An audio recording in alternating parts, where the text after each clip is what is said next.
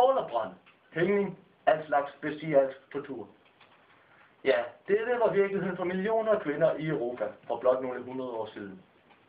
Omkring 40-60.000 blev gennem godt og vel 200 år tortureret og dræbt. Måske den største menneskejagt verden har oplevet. Disse omfattende forfølgelser, regner man med, blev indledt omkring år 1500. Nu videre til Tobias.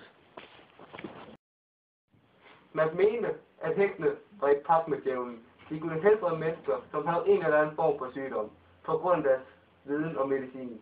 Hvis nogle af dem, der havde magten i byen, fandt ud af det, blev heksen for det meste brændt på et bål, som var midt inde i byen, så alt den her lyst kunne komme og se hende, der blev brændt. Man mener, at når man brænder heksen, kommer alt det onde til blokskær.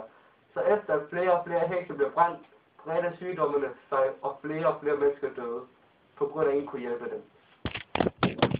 Din idiot! Dyrenews. Jeg har netop hørt, at en kat lige er blevet anholdt for at lave sort magi på en 12-årig dreng, som mener, at han er blevet ramt af uheld efter at så katten gå over vejen. Men den kat sidder ikke alene særlig længe. For jeg har nemlig lige set en hugorm foran min dør i morges, og jeg har meldt den til politiet for at slå nogen i mit hus ihjel. Men nu er jeg hen til en helt anden boldgade. Nu skal I lige høre. Min nyfødte var en øje til første dyr i morges. Nemlig en hund. Og det siges, at barnet bliver trofast og sødt, men hunden er desværre syg, så når jeg kommer hjem, må jeg finde mig en tusse, kaste den over laderen, og så bliver den heldigvis rask igen. Det var altså det der i aften.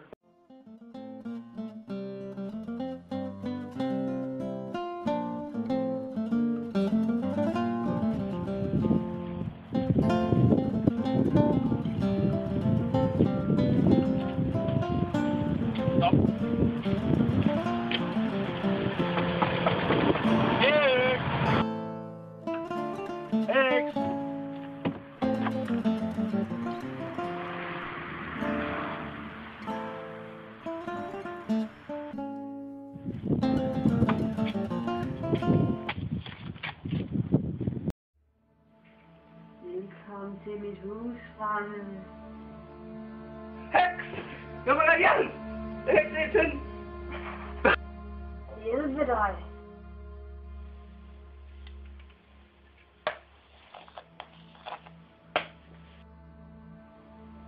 Rejs dig fremmed og åbn dine øjne. Jeg kan se! Jeg kan virkelig se! Jeg kan se! Jeg kan se!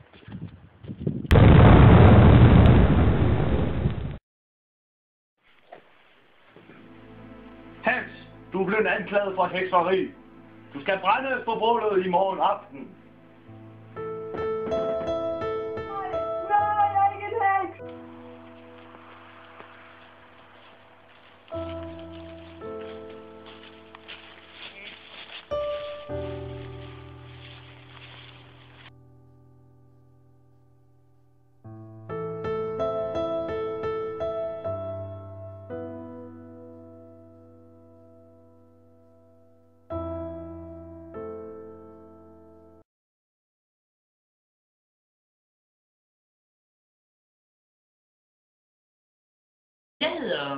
Jeg hedder Ingeborg Hjortsballe, og jeg har det her sted, der hedder Den Fjerde Sans. Og det er fordi, at jeg tror, vi mennesker, vi har jo 5 sanser, men vi har måske også en anden fornemmelse.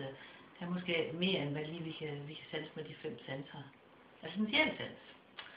Og det arbejder jeg meget med. Så arbejder jeg meget med, at jeg tror, at den måde, vi lever på, det er alt sammen en overbevisning. Hvis vi tror, at verden er sådan, så møder vi.